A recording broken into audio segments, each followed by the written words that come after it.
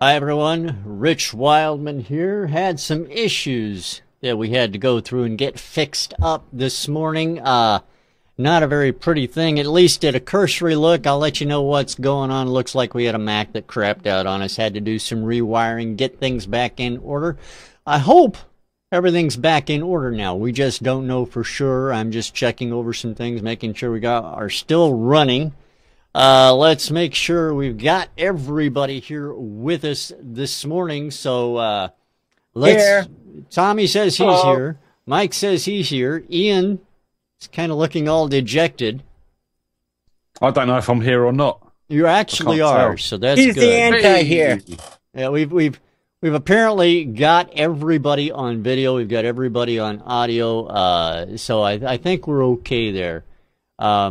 At least I hope we are. Anyway, glad you're all with us today. Normally on the broadcast, what we do besides rewiring everything is we bring in indie artists and their music for our panel to review, offer their critiques on, and that's what we're going to do today, providing nothing else fails, and I don't think anything else will. I think everything else will be just fine. At least I hope so. Before we do all that, though, we do want to meet our panelists. Let's go over to the recently rescued Mr. Ian Husbands from London, England. Hey, Ian, you feel rescued? No, I feel quite sad and dejected. There I was talking away, and then everything went silent, and I was sat there for about 15 minutes on my own, no one to talk to, drinking Jack Daniels. Well, at least you had Jack Daniels to drink. There is that. I could have been stranded without a drink as well. Well, I got to tell you, we're lucky that we at least got some semblance of video and audio back. Well, you're lucky to have me, to be honest. Well, that too. I didn't know if we were going to be able to get it back, but I'm glad we did. And I'm glad you're here still, as always. Yes. Do you want a quick witness result? I do want witness results from last week when we had Jacob Cummings' Regulation 9 and 7 moldy figs. Yep. Well, like a nice recipe. We went for Song of the Week as Know You by Regulation 9, and our audience agreed across the board 100% that was the case too. So thank you everyone for agreeing with us. Actually, we really like it when everybody does agree, so that's very true. Ian, thank you very much. Let's go over to Mr. Tom Chianti. He's in New York City. He's the guy that everybody wants to be in New York, right, Tommy? If you're not me, you're not happening. Yeah. I just made that up. I heard that as well. Wow, when my mouth opens, I speak. That's new. It is. It's amazing, Tommy. So how are things going with you in New York? Everything going all right? I'm all connected. I'm alive. I got out of bed. I guess it's good. Well, that's true. Are you getting ready for the World Cup? No. As a matter of fact, I didn't know we had a World Cup of engineering. I know. It's a World Cup of soccer. I'm just commenting on your shirt. Oh, my shirt, my sock. Well, you know, the other shirt was Star Trek. This shirt is soccer.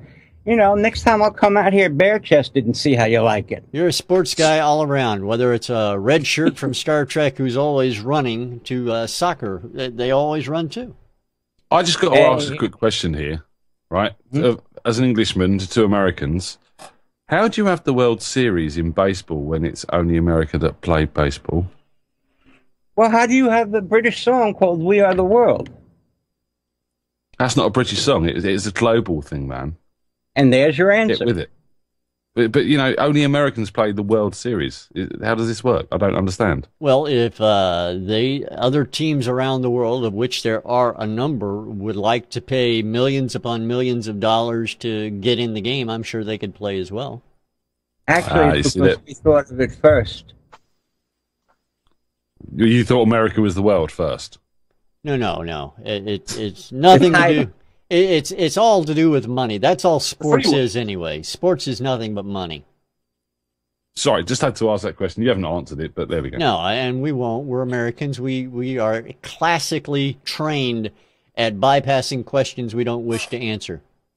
He figures, what the heck? The show's already in the ditch. Let's go a little deeper. Got any idea where that Malaysia plane is? Yeah, it's at the bottom of an ocean someplace, as far as I know. So, and that's my answer, and I'm sticking to it. All right, our guest panelist today joins us all the way from Germany. We're happy to have him. First time on the broadcast, by the way. He got his music degree at Cambridge University, as I'm reading it here from our bio. He worked as an engineer in a number of London studios and has worked with a number of very interesting artists, including the Charlatans and Wet, Wet, Wet. In '99, he got on board Sound on Sound magazine, and he was a review editor there for 6 years and launched a couple of popular columns there, Studio SOS and Mix Rescue. Also wrote a best-selling book called Mixing Secrets for the Small Studio. Everybody, please welcome, if you would, Mr. Mike Sr. to the MSI panel. Hey, Mike, how are you, sir? Welcome. It's nice Very well to see indeed. you. Good to join you, folks. I got to tell you, the book is one of the things that interest me, and as a journalist with Sound on Sound magazine, I suppose writing a book just is like second nature. I don't know. I've never written a book. How does one go about that whole process to begin with? You have to be a bit mad to start with. It's nothing like writing an article, actually, bizarrely. I've written some pretty long articles for the magazine, but a book is like 10 times as much work. It's a whole different kind of, it's a bit like the difference between a sprint and a marathon. You kind of got completely different people that do them, and they're just a whole different thing. I mean, I think with a book, it feels like it's something that you have to do. You have to kind of have been preparing for like years in advance. Neither of the books. I mean, I've just finished writing another one, but neither of the books are something that I just kind of thought up at the beginning of writing them and then like wrote for 6 months and then that was it. They're all things that I've kind of had in my brain for like 10 years, and then I've only just worked out how to write them in the last few months or whatever it was that I actually wrote the thing. So at some point, then they eventually just bubble over. You can't hold them in anymore, and you have to put it to paper. It's kind of like that. It's also just because I was saying this to Tom actually, just before the show, is that one of the best ways to understand something is to teach it. And with a lot of these things, I'm just curious about stuff myself to the point where I actually want to see if I can work it out into some kind of scheme that is kind of logical or that can actually be written about in a linear way. And it kind of, I don't know, helps me kind of learn about it as well. Now, I know that Ian has some questions about your tenure with Sound on Sound magazine. In fact, you're still doing some work for Sound on Sound. Is that correct? Yes, I am. In fact, I've been on a bit of hiatus because this latest book has overrun. So I've had a kind of a bit of a pause in the stuff I've done for SOS. But yeah, I'm one of their kind of regular authors. I've still been writing regularly for the Mixed Review column, which is their kind of chart critique thing where we kind of critique commercial tracks. But yeah, I've written a lot for Mix Rescue. We've got a new column called Session Notes that I'm starting to write for as well. Yeah, I've done kind of reviews and things, but I do those a little bit less now. I do mostly this kind of technique and workshop stuff. All right. Well, I want to toss things over to Ian real quick because I know he has a couple of questions about Sound on Sound. So, Ian, go right ahead, sir. Well, no, I've nothing specific. I just said I'd like to talk about it. Obviously, Sound on Sound over here is one of the better-known music technology magazines, and it's obviously very relevant to what we do and obviously what Mike does himself. I mean, we were saying before the show, I know that it started as a UK magazine, but you were saying it's spread across the world now. Is this right? Yeah. I mean, it's actually almost, I think, 30 years old almost now. It's been going for 30 years old? Yeah, it's been going for ages and ages, since the kind of early 80s.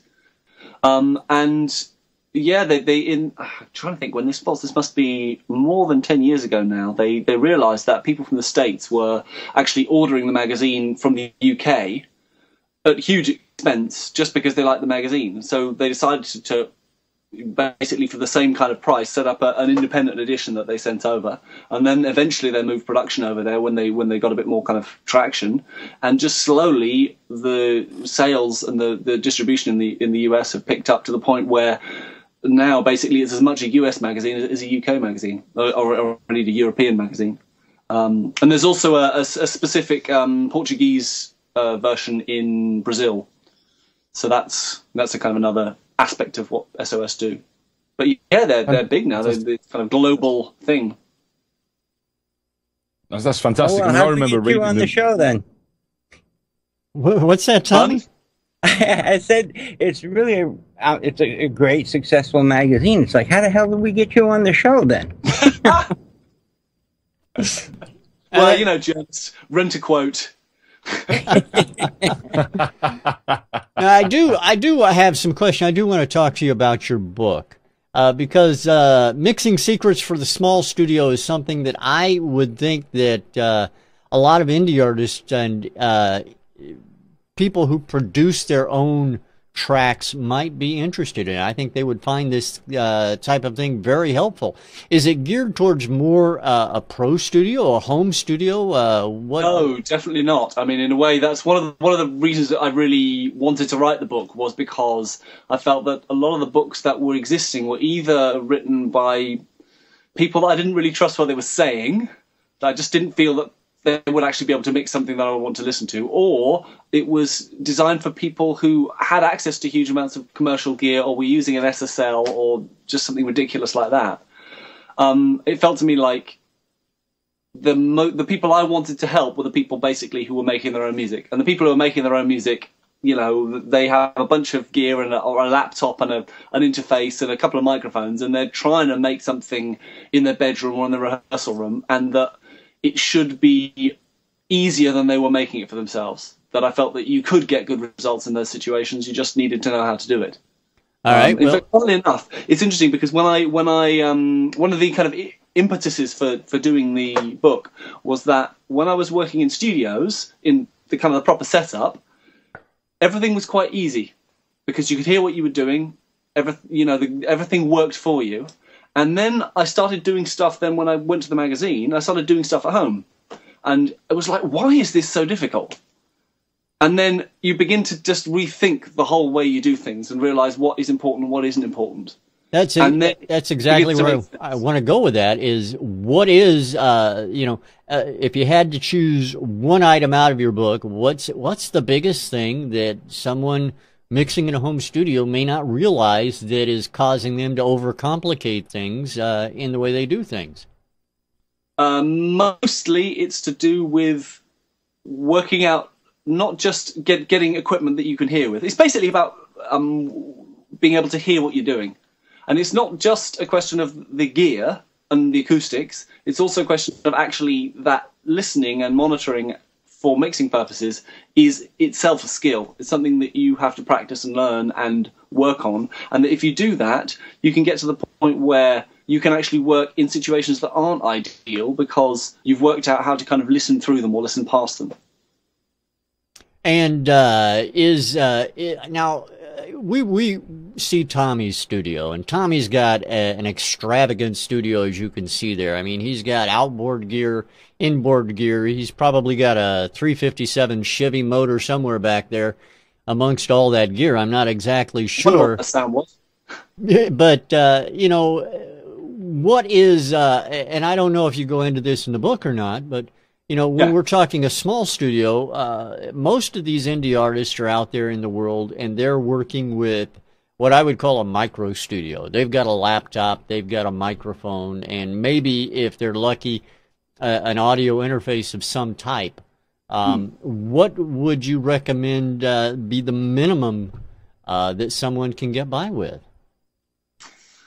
Minimum is tricky. A lot of what you're looking at is just how long things take you. You can actually do fantastic mixes. I've heard fantastic mixes that have been done with just a laptop and some headphones and then a little kind of security check on someone else's pair of speakers. It's just a question of how long it takes you to do. You have to work harder to get a good result when you're kind of working against the equipment like that. That said, I think I would recommend that people spend a certain amount on monitors and acoustic treatment if they actually seriously want to do mixing as a thing. But I don't think you have to spend nearly as much as a lot of people think you do to actually get to a point where you can mix well. And when we look at a lot of things here in the States, or at least when I look at a lot of people talking about music, a lot of what I see are on music boards and things like that. I go to these websites and they're like, well, you have a lot of people coming out wanting to offer classes on mixing and things along those lines. Do you recommend that kind of thing for someone just trying to do this out of their bedrooms, and it can be. I mean, if you don't know where to start with stuff, yes. I mean, you need some kind of a structure. I mean, this in a way was the point of the book, is that a lot of people, it felt to me, weren't doing things for a reason, which is why I felt that I wanted to try and provide some kind of a structured way that people could do things step by step and feel that they had a kind of a plan. The biggest thing with mixing is that you need to have a plan, you need to have a plot, and a lot of people just end up throwing processing at stuff without really thinking like what order they're doing things, just basic questions about which thing they mix first, which section they mix first, how they decide they're going to fit things together, how much processing they use when they apply processing. So I guess it's kind of like writing a book then. You need to put the plot together and know where you're going to get to the end. Yeah. And I think a lot of people are just a bit scattergun about it. And so, I mean, if you can find something that gives you a structure to the way you mix, it generally makes something you can build experience on. If you just do everything scattergun, you can't actually build your skill set because you can't practice what you're doing. Makes perfect sense. Now, I've got a quick question. Sure, go ahead, Ian. Yeah. As an engineer, what are you what's your thoughts on this loudness wars that seems to be going on at the moment? Are you into that or are you not into that? This is a discussion that I have been party to for years and years. I've been to, I can't tell you how many kind of panels where people have been beating their brows about things being too loud and what we can do about it and whose fault it is and how we can change it and all this kind of stuff. And for a long time, I've kind of felt that the whole thing is not exactly an irrelevance, but it's just something that there's nothing you can do about. That the loudness war is enshrined in the nature of digital audio. And until you change the nature of the delivery format, people will always want their stuff to be louder. People forget, for example, that back in the days of vinyl, people were also abusing the output format to try and get things as loud as they possibly could. And the side effects of that were different than the side effects of digital loudness processing, but they were still side effects. And I think, what we need to do is change the delivery format. And to some extent, that's what people are trying to do now with the RS-128 legislation that the AES and the EBU are now putting into place, which means that now broadcast and kind of a lot of output formats will set their levels according to loudness metering, not according to digital peak metering, which was basically the problem. So now, if you're submitting things to some broadcast outlets in Europe and in the States, they will expect you to hit a certain loudness level, not a certain digital peak level, and they will set their station loudness according to a certain loudness level, which means that you can't pull the stunt of peak smashing being louder than the other.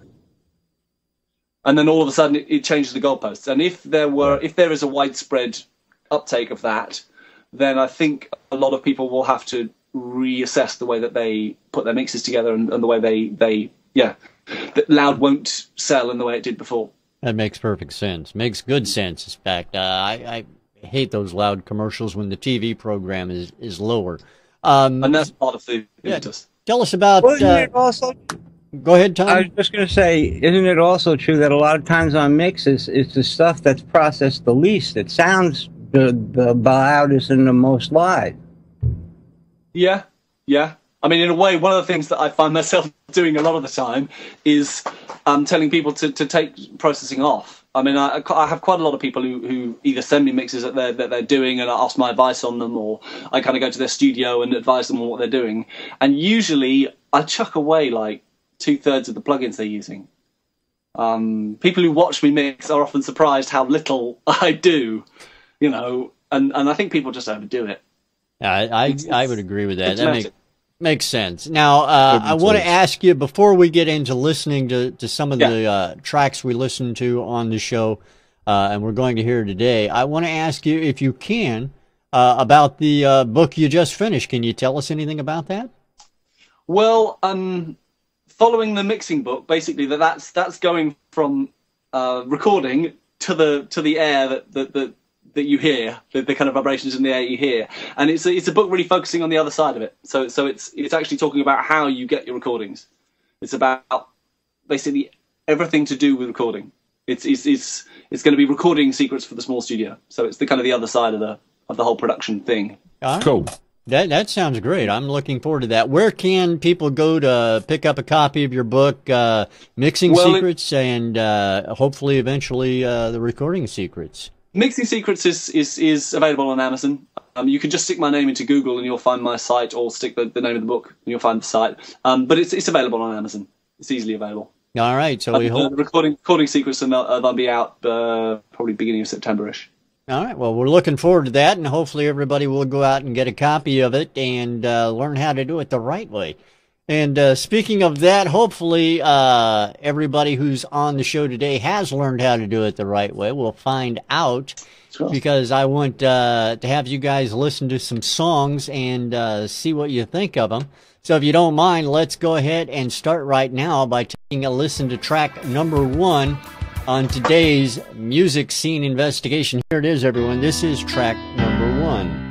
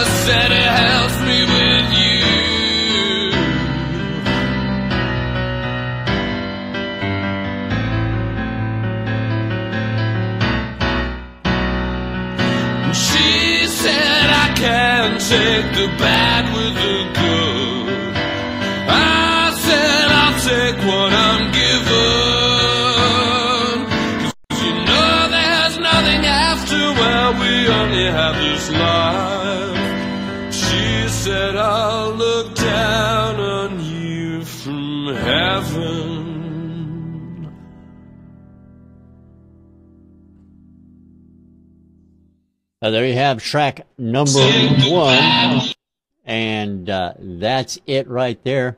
So what we're going to do right now is go over to our panelist Ian in London and find out what he thinks. Ian, what do you think of track number 1? Didn't quite get to the end of it because I sort of wanted to go back, and I was hearing the stream there to start with. So, but yeah, okay, great piano.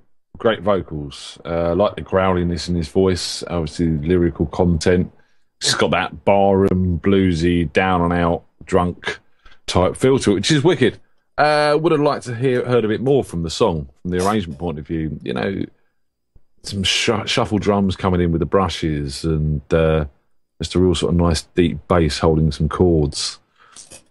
Just more, just to lift it. It's got so many more places this can go. I mean, I like the stripped down barroom feel to it, but you know, you could take this in many ways from here. You know, you could bring in big string sections and do all sorts of stuff. Get some vocal layering going on. It's something we talk about a lot on the show. You know, big vocals to sort of pad some areas out, some backing vocals, some oohs, some ahs. Great song, great performance, good demo, but for me, could go further in production from that point of view. All right, Ian, I appreciate that. Thank you. Over to Tom. Tom, what do you think about the first track of the day? Yeah, it was short, I'll tell you that much. 1 minute, 55 seconds. And I still didn't get to hear all of it because, with a little confusion going on in the switch. But, it's got all those things that Ian was talking about, the bar blues resonance and whatnot. I just thought it was a little repetitive. As far as the recording elements, I don't know whether it was just me or the feedback or something. It just seemed like the vocals were too far to one side, and the pianos were hitting too hard. I think it's a 3-chord song and 3-note melody. It should, like Ian said, it should build and go someplace. All right, Tommy. Well, I appreciate your thoughts. Let's go to Mr. Mike Sr. Mike, what do you think about the first track of the day, sir?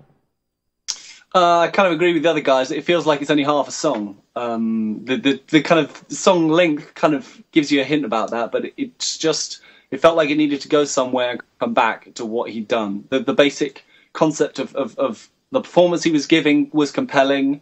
The music of that was fine. It kind of fit with what he was doing, but when you hit the third iteration of it and you've not had anything in between, it's like, well, where is this going? How do we know that this is actually the final chorus? Could it go on for another one? How do we know when it's going to finish? It kind of felt to me it was missing any kind of structure in that respect. It was just kind of a line and that was it. The other thing that I just kind of asked myself is that voice is a great kind of gravelly, kind of gutsy voice, but the piano sounds a bit like a MIDI piano, and it sounds a bit clean and a bit cheesy, frankly, for that kind of voice. It's like the production's at odds with itself. He's giving a bit of a Tom Waits kind of performance, but he's got a Billy Joel style piano. It's like, which are you going to be? It needs that upright, slightly out of tune piano. Exactly. That was exactly what I was thinking. Actually, you want something that sounds a bit odd, maybe a bit noisy, maybe a little bit unbalanced, maybe a little bit quirky. And it'll make the music better, I think. It will make it feel better. And the other thing was the vocal sound it kind of grated on me. It felt like there was some kind of weird peak going on about 3.5 kilohertz. I wonder whether maybe there was a kind of pane of glass behind him and he was getting some kind of comb filtering or slapback or something, but there was something a bit strange going on. Or it was just over-EQ'd. It just sounded a bit unpleasant. Oh, rough.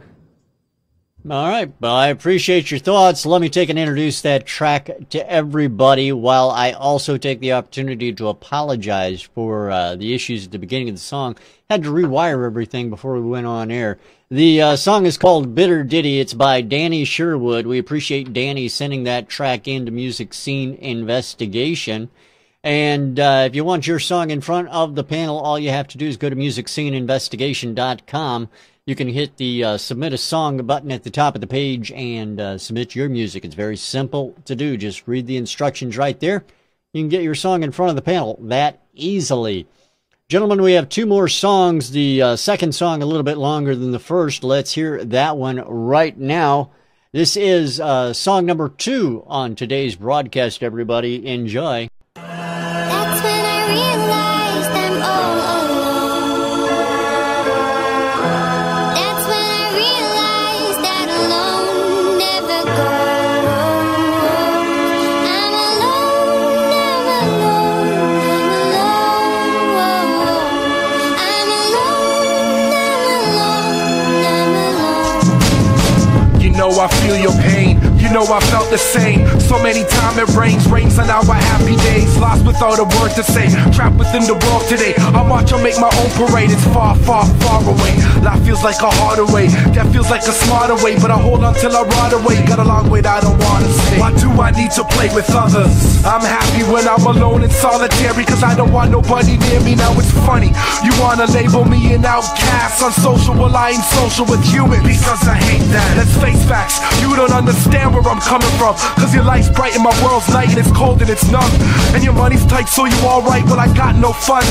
So I'm awake cause it's my fate, soon it'll be over when it's done. But alone never goes, it manifests and it grows. With lost souls who face the crossroads alone. So alone, I'm alone. Wish I could change my ways. Sometimes I pray for a better day. I wish the sun could just shine on me. Instead I feel so lonely. I'm sick of all these humans, hatred is what I feel inside. So I resort to drugs, not brave enough for suicide. And they contort my love, they twist my words, can't hear my cries. But still I try to do what's right to stop the stormy skies. But rain and thunder takes control, you say I always lie. But in the end all I can say is that I truly tried. See there's a side I choose to hide away from strangers now. So please excuse yourself for my presence before I beat you down. In your space bring out the reaper, I don't speak out loud. Transparent, nobody sees me as my body hits the ground. See alone can't control the feelings that I hold, the pain that I fall, crushing more to make this black hole. I mean at night I stroll to get rid of my thoughts. In dark alleys I find myself lost. The feeling never stops, but alone never goes. It manifests and it grows. With lost souls we face the crossroads alone. So alone I'm alone. Wish I could change my ways. Sometimes I pray for a better day. I wish the sun could just shine on me. Instead I feel so lonely. I'm born alone, die alone. So I don't need you, you ain't welcome inside my home or in my dome. Don't want you to come around, never was soon enough. Cause today the clouds are dark and with the spark I could truly erupt. And that ain't rough, man, it's sad that I'm trapped. See, I sat patient and I waited for you to come, but you never came back. And I ain't waiting, man, I'm facing facts. The impact, the backlash, the strength to take, not to attack. See, I hate my past alone, a lot of past. The rest are messing, they so high they might as well be dead. In fact, the last of my pack, I sit through summer days, don't last. Still waiting for the day my maker comes to take me back. It's okay, we walk the path with pride intact. So you can say your hate is justified. We're happy black sheep to the pack. But alone never goes, it manifests and it grows. Through lost souls we face the crossroads alone. I said alone never goes, it manifests and it grows. With lost souls we face the crossroads alone. So alone I'm alone. Wish I could change my ways. Sometimes I pray for a better day. I wish the sun could just shine on me. Instead I feel so lonely, I'm alone.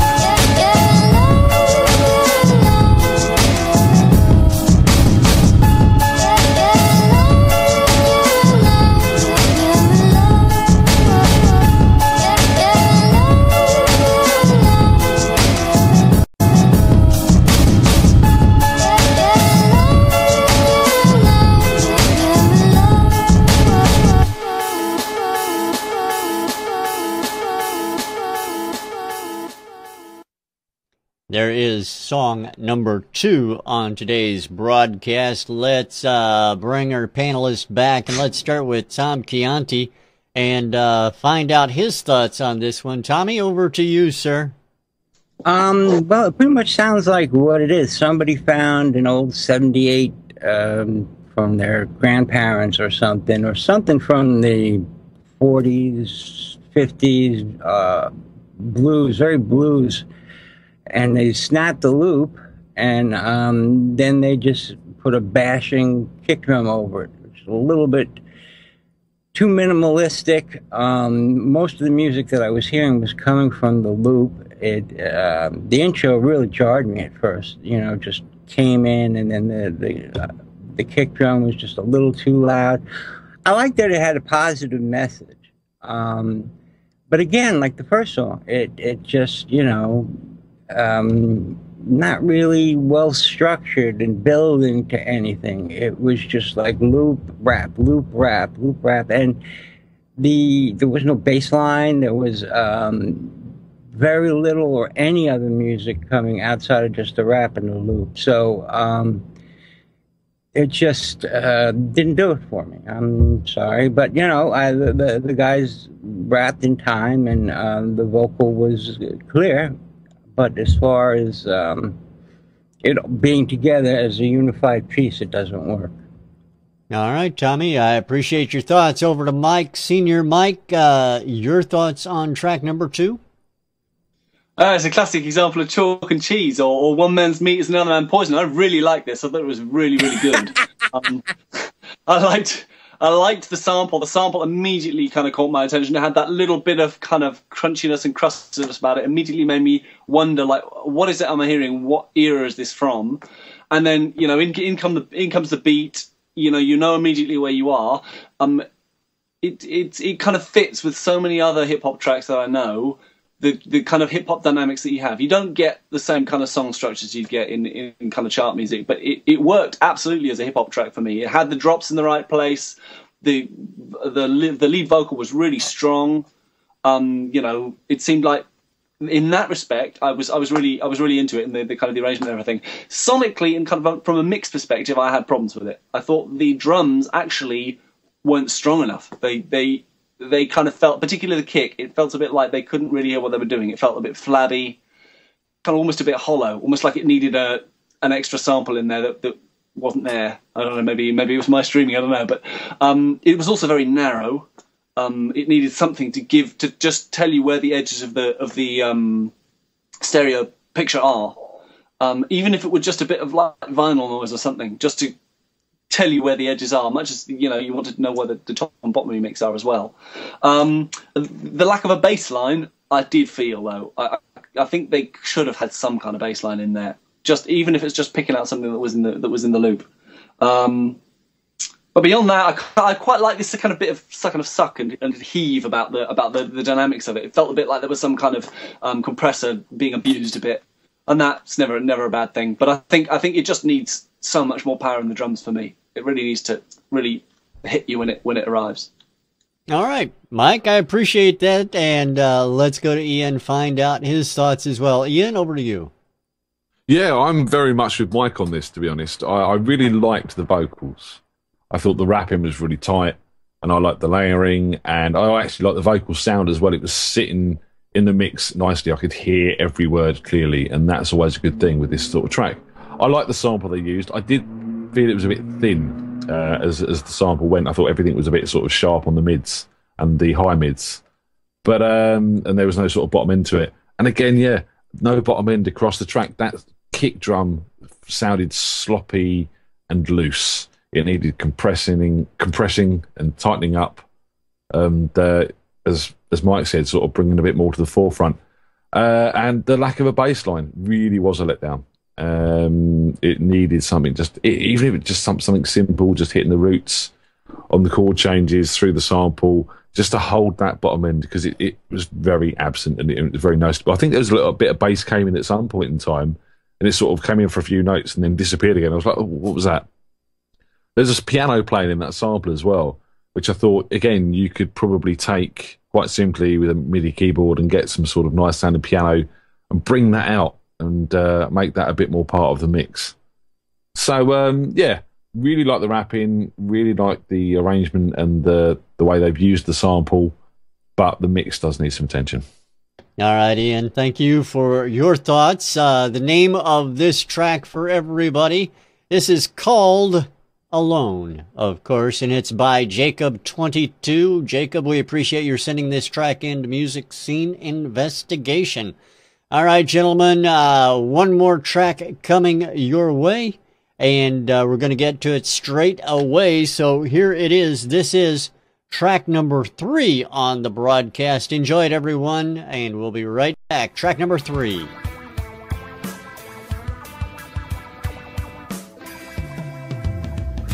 You've been hanging on by the wayside, always getting ready to take the next ride.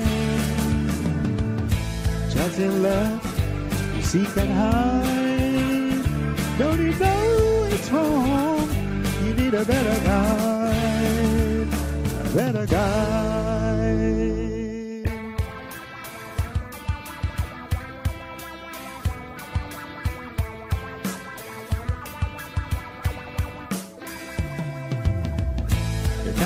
down from the inside. You look straight ahead to see what you can find. Thoughts of those you left far behind, you just sigh. Don't you know it's wrong? You need a better guide. A better guide, yeah, yeah.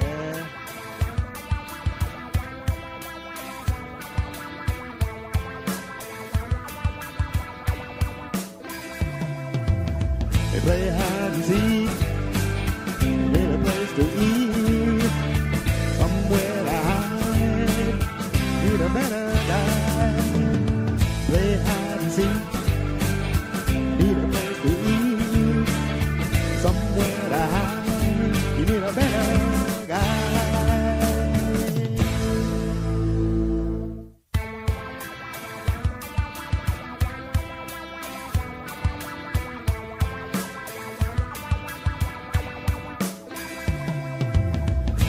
You've been hanging on by the wayside, always getting ready to take the next ride. Checking out, you seek and hide. Don't you know it's wrong? You need a better guide, a better guide.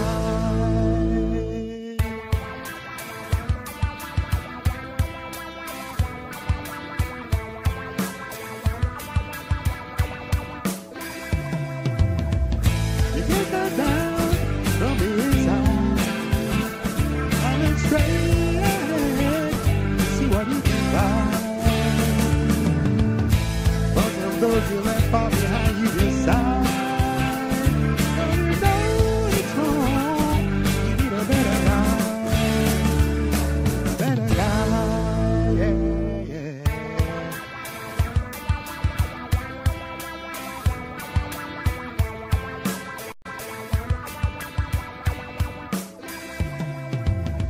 Play hide and seek, need a place to eat, somewhere to hide, with a better guide. Play hide and seek, need a place to eat, somewhere to hide.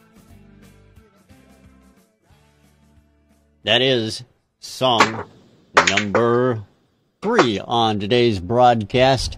And we're going to find out what the guys thought about it. We're going to start this round out with Mike. So, Mike, what do you think about track number 3? Was it just me, or was the vocal completely off to the left?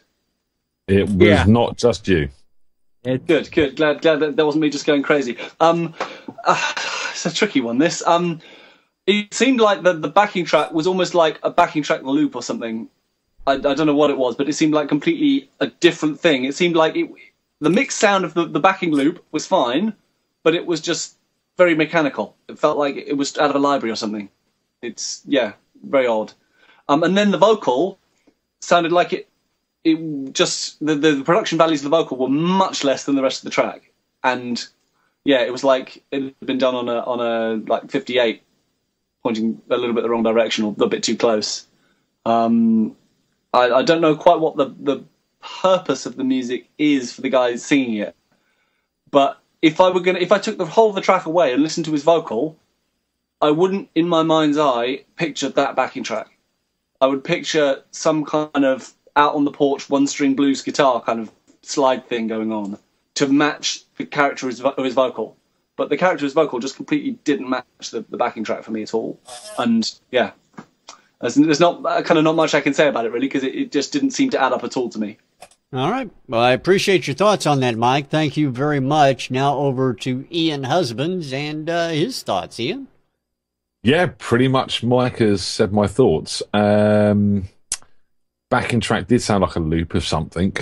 I didn't like the snare sound within that mix particularly. It just sounded dull and flat and horrible. Did like the kick sound. I mean, when the track started, I was like, oh, we're in for something a little bit sort of good. And then it didn't quite go the direction I was hoping it would.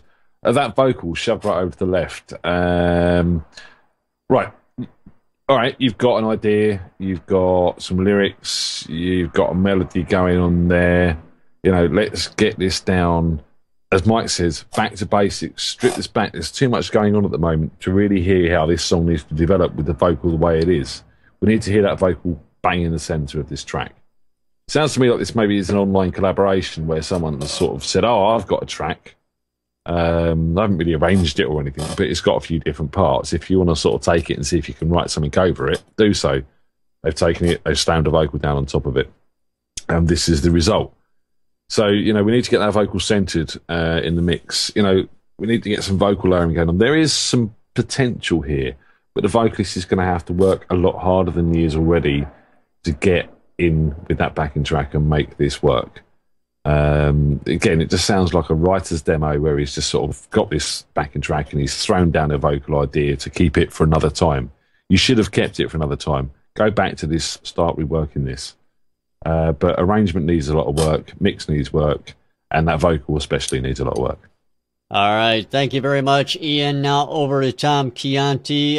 Tommy, what is your take on this track?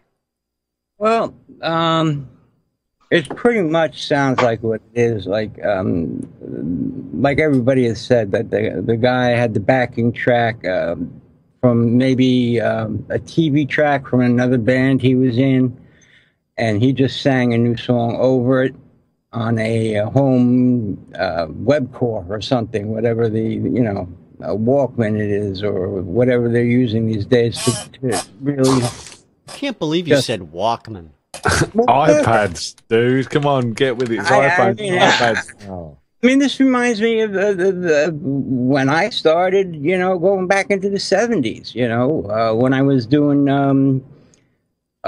sort of boombox demos for when I was working on as a staff writer for MCA. You just boombox it and send it out. It's not the production value we usually have. And the guy's I give him a lot of credit. He believes in what he's singing, and I think he was singing to the best of his ability. And it's a little melodic. Obviously, the guy needs some vocal trainings and is looking at this more from a writer's point of view. But as everybody else has said, you can't really add 1 and 1 and get 2 here because they are so disjointed.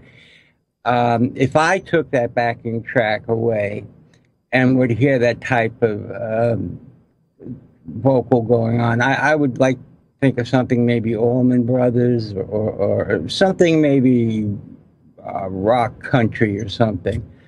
But it was 2 different types of math happening at the same time.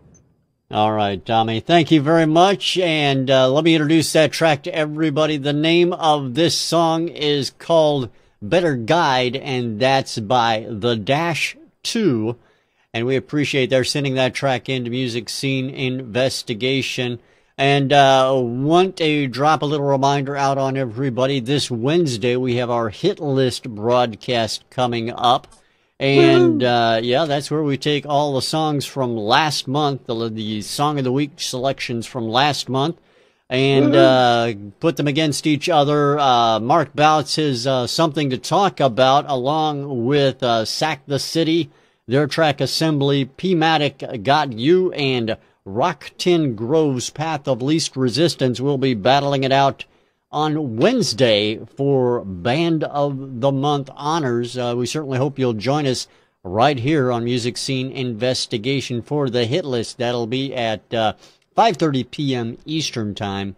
And you can also hear it over on MSI Radio as well.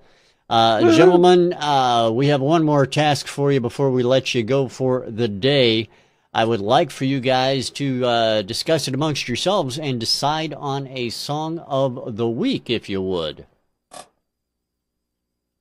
Oh, well, I'll go first. I mean, even though I didn't quite like it,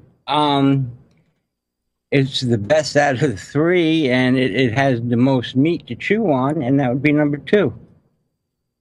Yeah, I'd go with number 2 all the way. Me too.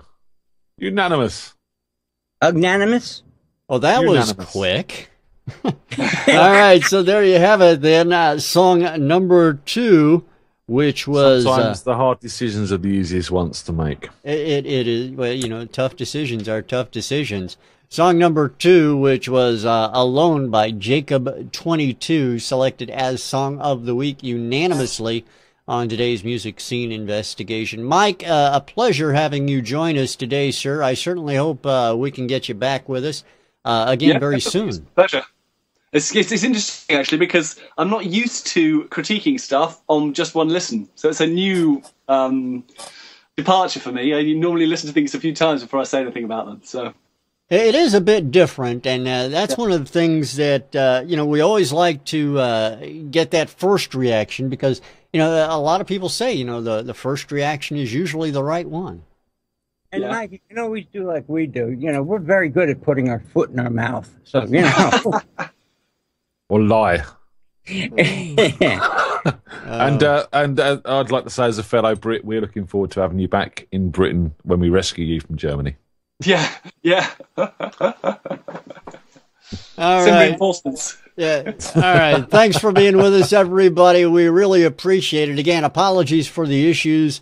When one computer systems die, what are you going to do? You're just going to do the best you can, and that's what we did right here. We're going to play out now with the song from Jacob22, if I can make that happen. I'm not sure if I can, but we're going to try.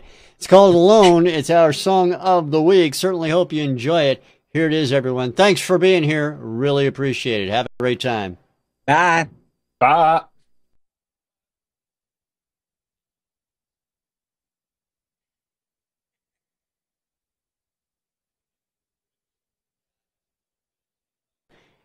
It looks like that didn't work. I tried to make it work, but it didn't work. We'll see what we can figure out for next week and get our songs and music playing back the normal way.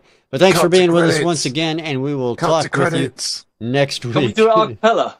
Yeah, we can do it a cappella. There you go. I'll do the beatboxing. All right. Take care, guys. Thanks for being here. We'll see you again next week on Music Scene Investigation.